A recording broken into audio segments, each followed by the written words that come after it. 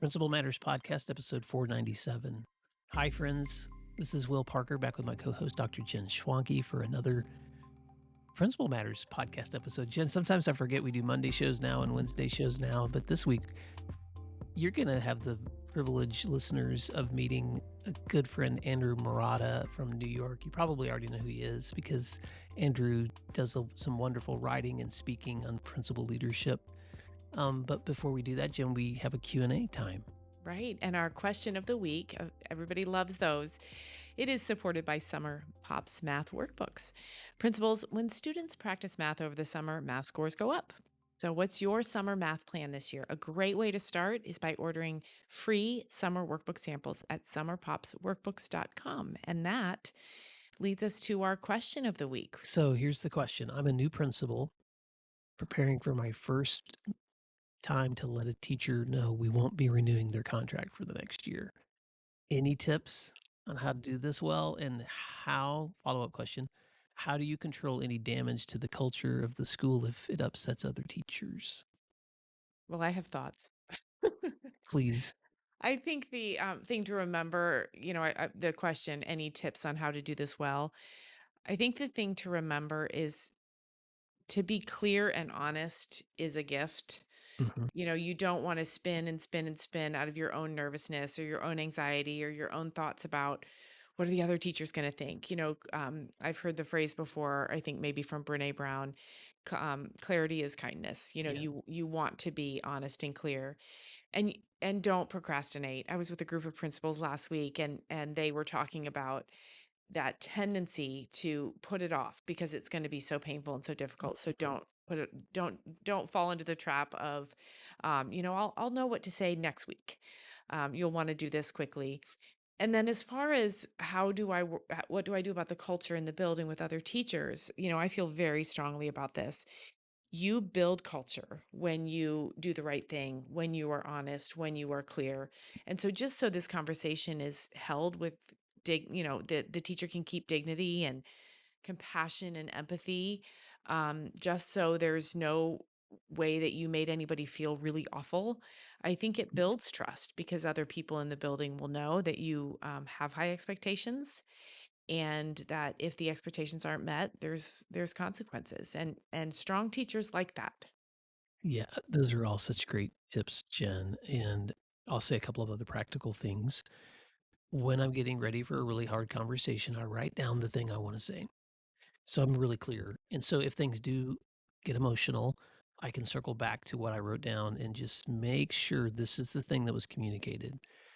Second thing, and I've said this to listeners before, I practice what I'm going to say before a hard meeting. Yeah. So the first time it's coming out of my mouth isn't in the hard meeting. Mm-hmm. And usually when I hear myself say the words, I change what I'm going to say a little bit because I'm like, ooh, that didn't come across like I would want to hear it.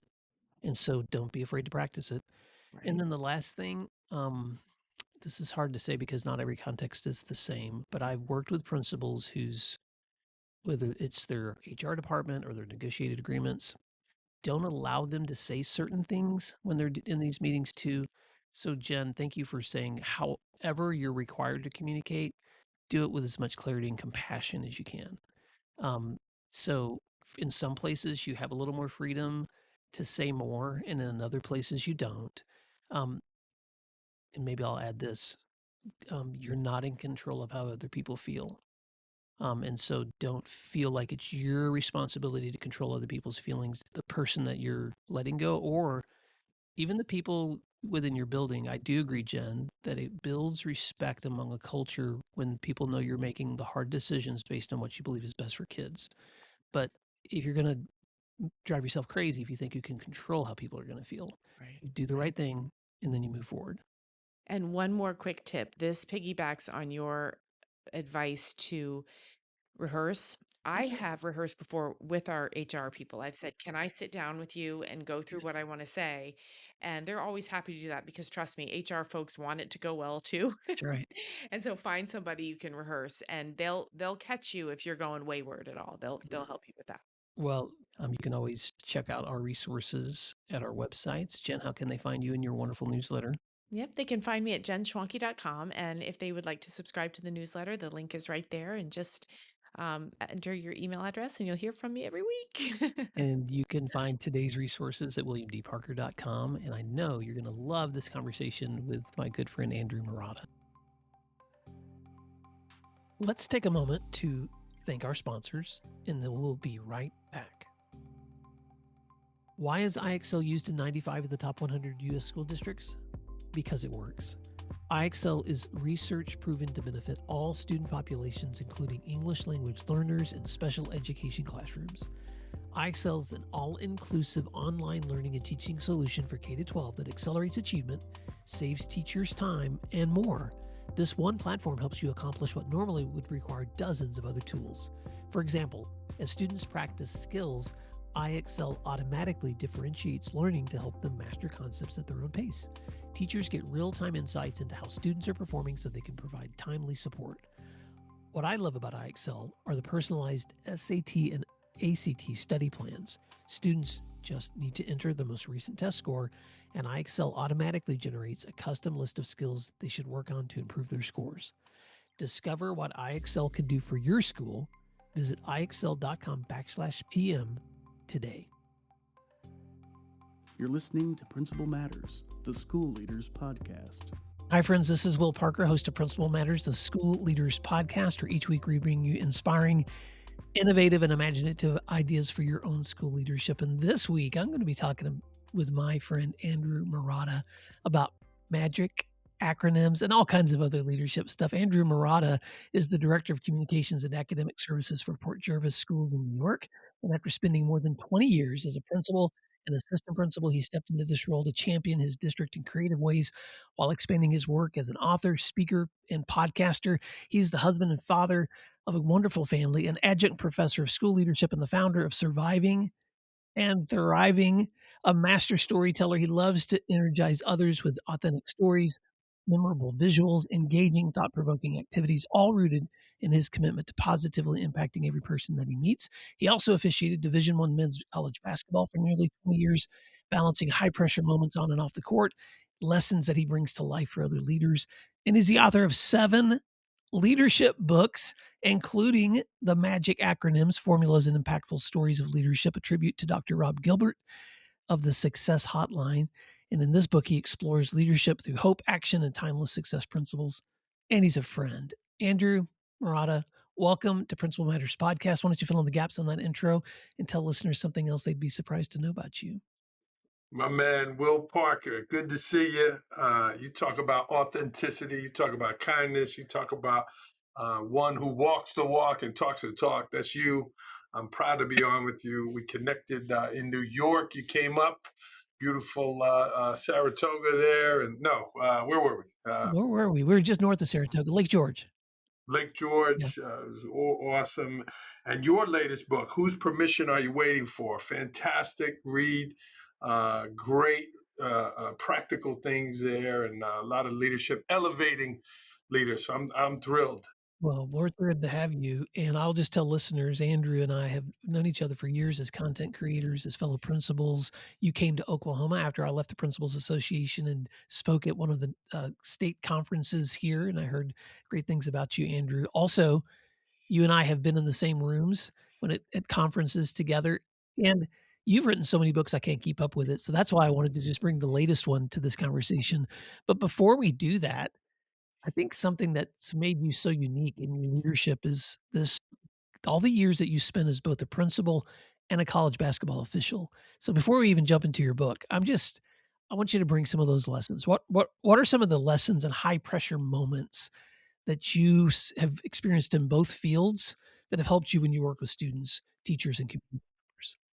Yeah, I love it. Those that made up my life. And sometimes I look back, I don't know how I did both, right? Survived and thrived. Number one is you got to show up, right? You don't feel well at school, you got to get in the hallway when the bell rings. You don't feel well, you still got to go do the game, right? We have to set aside sometimes how we feel. My dog's sick.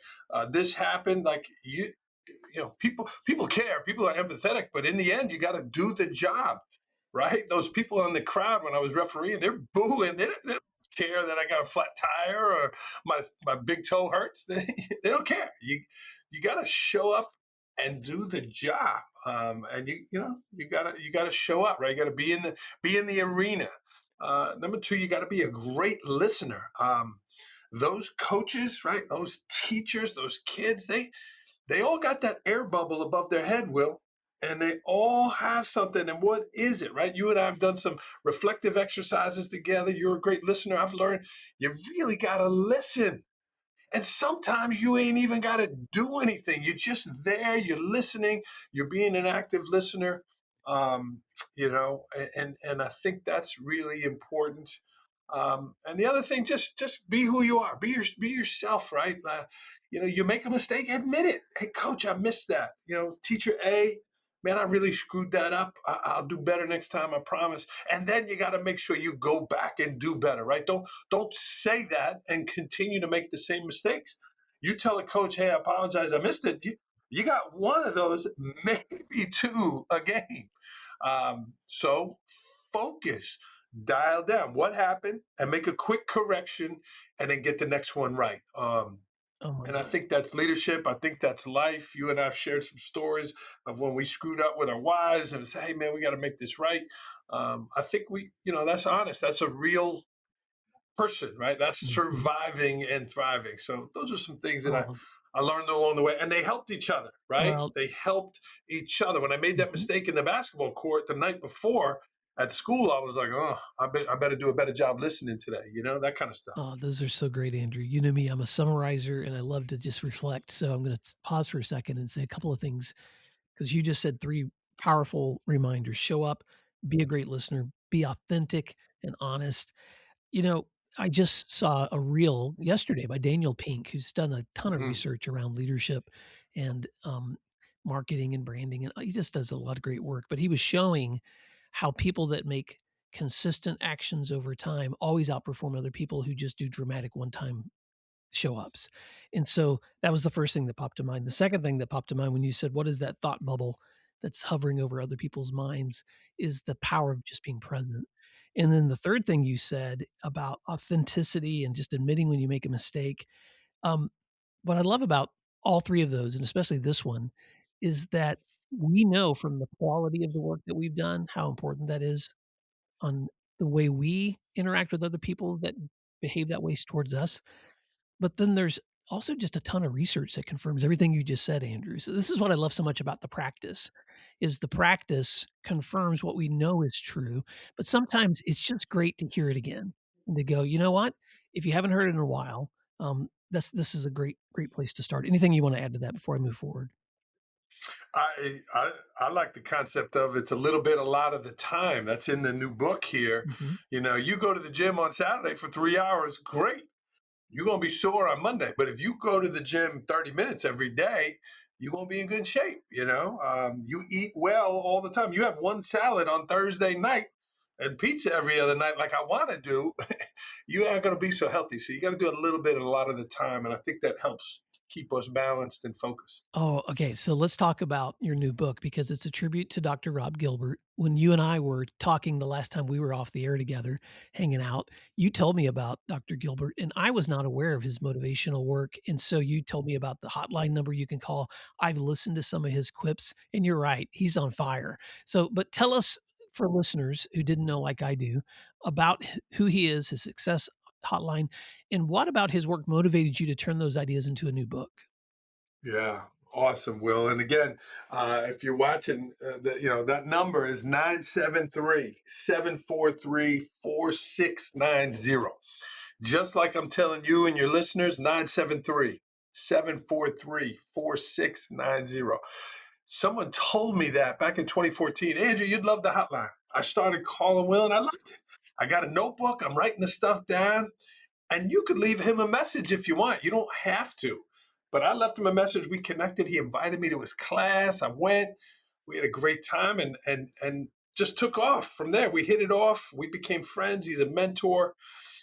But just like I said, a lot of time. When if I'm calling every day, I'm learning something. I got something. Now I'm using it in my faculty meeting. Now I'm using it in a conversation with a teacher. Now I'm using it with a coach on the court. And it just made me better. And I don't know, I just felt this calling like, hey man, this guy's doing it. He doesn't charge anything. He's become a friend. He's been so generous to me.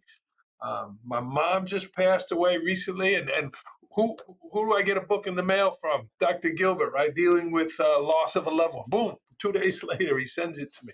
He's fantastic, Wow. and I just felt a need to say, "Hey, man, we got to capture this somehow." So I asked for his blessing. I said, "Doc, can I do this? I'd like to. This is my idea." And so I weaved my own experiences, my own stories of things that happened to me, but then how do those leadership principles not only have they helped me help other people? So it's a tribute to Dr. Gilbert, but I share a lot of personal stories and anecdotes in there, things that have happened that I've screwed up, and then how these things have helped me along the way. Well, I'll just show how much I still need to learn, but I didn't know that sports psychology professors were a thing. And so when I Mm. saw what he does as a living and that he's been doing it for, gosh, 50, 60 years. I mean, this is a Oh, guy whose entire research is based around the psychology of what's involved in athletics and sports and competition. And so you really do get these bite-sized, just powerful reminders of how your mindset and your attitude change things. So take us there, Andrew. What are some of your own stories or principles that you've pulled from that work that you like to take from that work from Dr. Gilbert and bring to other leaders? a lot of persistence, Will, right? A lot of it is mental strength. One of his stories is Mr. D'Amato, right? Mr. D'Amato goes to the doctor every year on his birthday, and he's 100. And the doctor says to Mr. D'Amato, "You look fantastic. You're in better shape than myself." And he says, "Well, I walk 5 miles every day." And the doctor said, "Wow, that's fantastic, but Mr. D'Amato, it's pouring out today. What do you do?" And he says, "I put a raincoat on." We make excuses of why we don't do things, and then we don't go do them. Right? It's funny today. I was looking at my push-up bars, and I did my push-ups, but I was looking at them. I felt this calling. I'm writing a poem called "Ode to the Push-Up Bar," just about how we fight ourselves, right? And I mean, if you wanted to do 150 push-ups a day, you could. We don't, but you could. So Mr. D'Amato puts a raincoat on, right? That's a story. Well, here's an acronym: C greater than F equals R. My good friend from Missouri, Jove Stickle, has that tattooed on his arm, Will. Uh, when your commitment is greater than your feelings, you're going to get the results that you want. Jove was 600 pounds. He's lost over 300 pounds, and he's in the 200 range now, by leading a healthier lifestyle, by changing his habits and his commitment to his health. Is that so? He's got that tattooed now, and he heard that through one of my talks from Dr. Gilbert. So that's one of those acronyms there. So it's the magical stories, formulas, and acronyms of leadership. And Dr. Gilbert was thrilled with it. I'm honored with it. And it's one of these. Well, if you're listening, you can't see, but I'm just going to flip. Right. Here's the success cycle right here. And I had that hanging on the wall in school. Savers. This is one I added: silence, affirmation, visualization, exercise, reading, and scribing. And that's from the Miracle Morning, Hal Alrod. That's an acronym. That book changed my life. So I threw it in there as part of mixing up my stuff with Dr. Gilbert.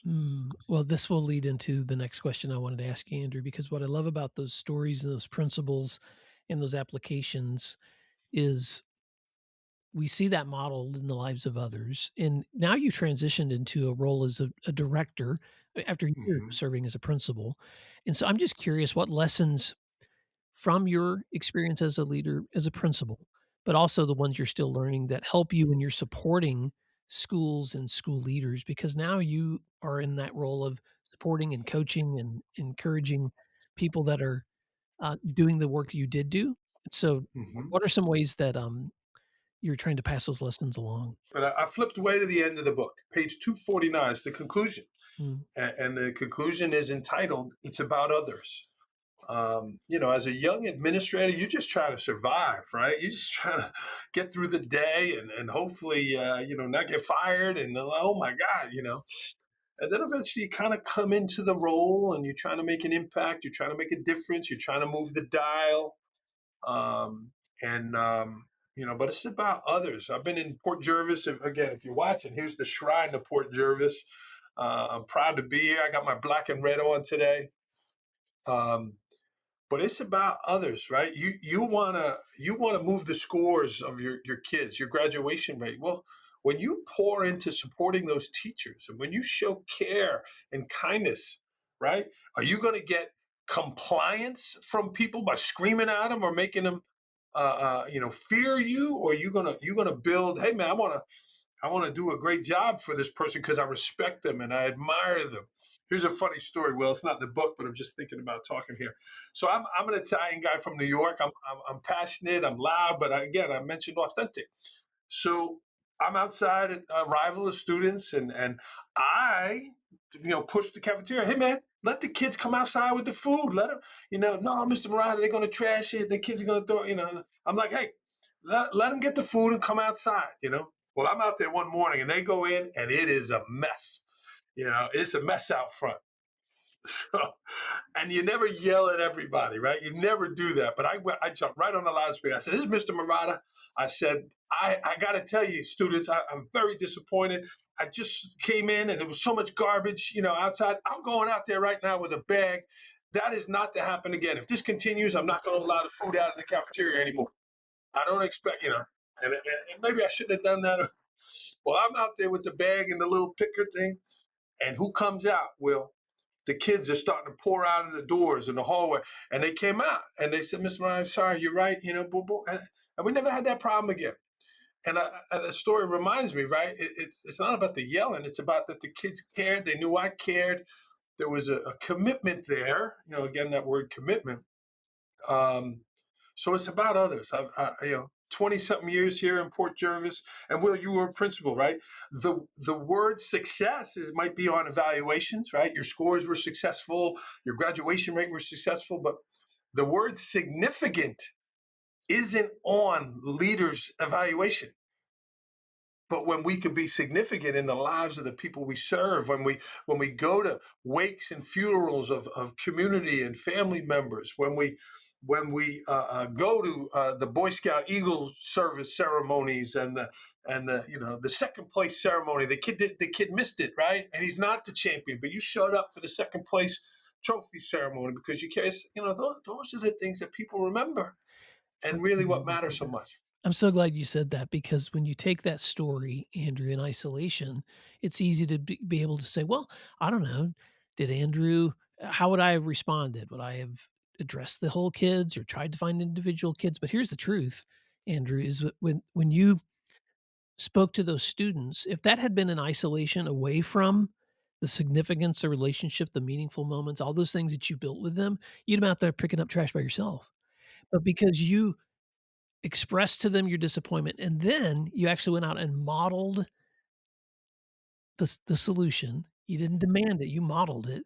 You had already built a relationship enough with those students, and I'm not saying this is magic. Nobody listening knows everybody knows that you never can predict what's gonna happen, but my, take on that is that because you spent the time before that moment building those kinds of meaningful relationships and significant I'm using your words, significant relationship, meaningful moments, being there for kids when they needed it, then they were there for you, and, man, that's what it's all about. We have listeners who, are both new to leadership and veterans. So I hear from people that are I had a conversation just a few weeks ago, and if this young man's listening, thank you, but from um, a college junior who's looking at education as his major and is already thinking about becoming a principal someday, so he listens to the podcast. I have I have calls from listeners who are right on the cusp of retirement and they're getting ready to step into something new. But so I want to speak to both of those audiences, Andrew, because you and I are in a unique place where we're still in education, but we can look back and we can look forward. So let's talk first to that person stepping in, that new leader. What are some things you would tell that person to keep in mind for their first time stepping into a role of leadership? Yeah, every day is a new day. You get better. You take notes, right? I mentioned about telling the coach, "Hey, I made a mistake," or telling the teacher, "Hey, I made a mistake." You got to get better. Every day is a new day. There's going to be days where you don't feel like it. Well, I learned you could act differently than you feel, right? The bell rings. If you're moping around and you go in the hallway, well, everyone else is going to be moping around because the principal's moping around, right? What do they say? If the principal sneezes, everyone catches a cold. Well, it's true. You got to act the part. You got to look the part. You got to go to things when you don't feel like it. When you're wrong, you got to say, "Hey, I'm wrong." You got to listen. You got to be, quick moving too, right? You don't want to be in a hurry, but the day goes fast, and you got to learn to kind of take notes, remember things. I got a lot of reminders, and I mean, here I've been doing this job a long time. Here's my notepad. Well, I got my reminders, my things. I'm writing it down. I have backups to make sure I do it. I use Siri a lot and Google Calendar. Um, so that's what I would tell them. And the last thing is, again, focus on relationships.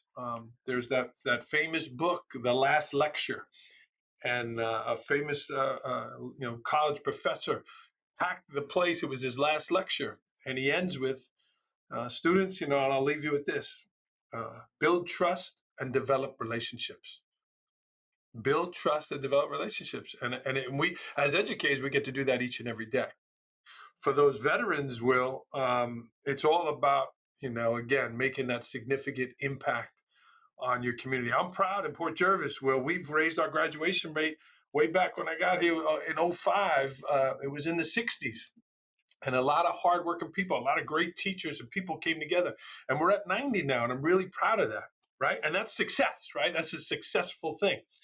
But again, I mentioned my mom passed away, and I did a little tribute on Facebook to my mom.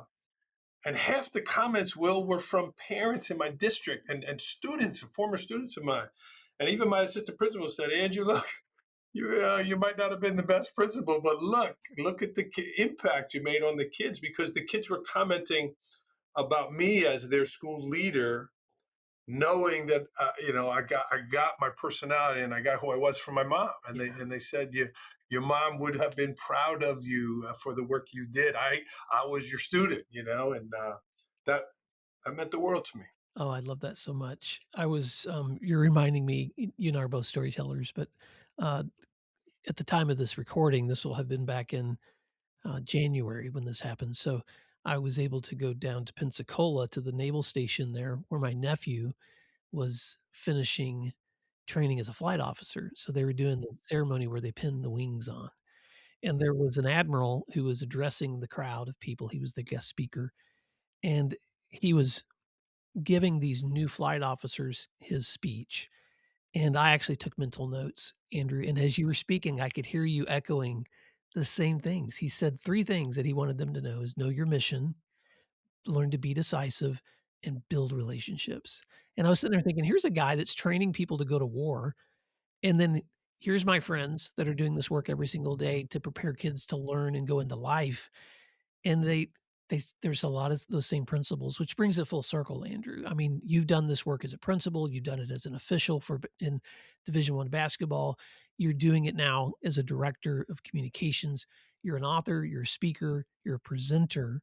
And so I just want you to, I'm going to ask you to make a shameless plug, because my listeners often have an opportunity to bring people in to work with their teams or to come to their conferences. And so help people understand what it's like when you get to step in a room and work with others and encourage them in their work.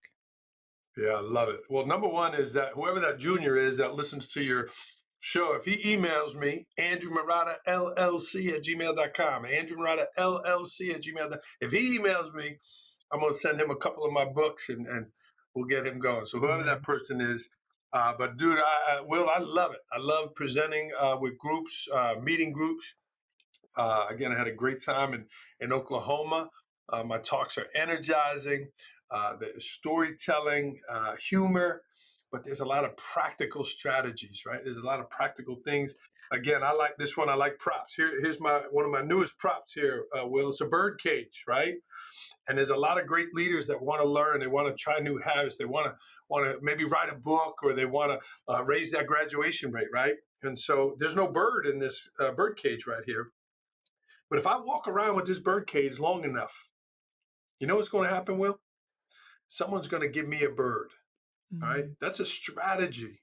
That's a strategy, right? When you're focusing on your goals and you're doing this, it's going to come to you. You're a good person. You're energized. You're passionate about it. So when you carry a bird cage around long enough, someone's going to give you a bird, and that bird might be, again, getting your doctorate, getting that job, raising the level of your school, elevating others, all of those type things. So, but yeah, outside my work here in Port, I love going to districts, meeting people, and again, I got to be around you multiple times at events, and there's a lot of great people out there that are trying to do good things. So I'm happy to be in with them and feel that I am making an impact on others. I love those illustrations, and there's so many applications to that, Andrew, which is that when you do, in this is a sentiment that you've expressed earlier, which is we want to feel good every day. We want to feel like we're walking in the right motivation to do the work. But the truth is, it's hard work when you are working with students or teachers or schools.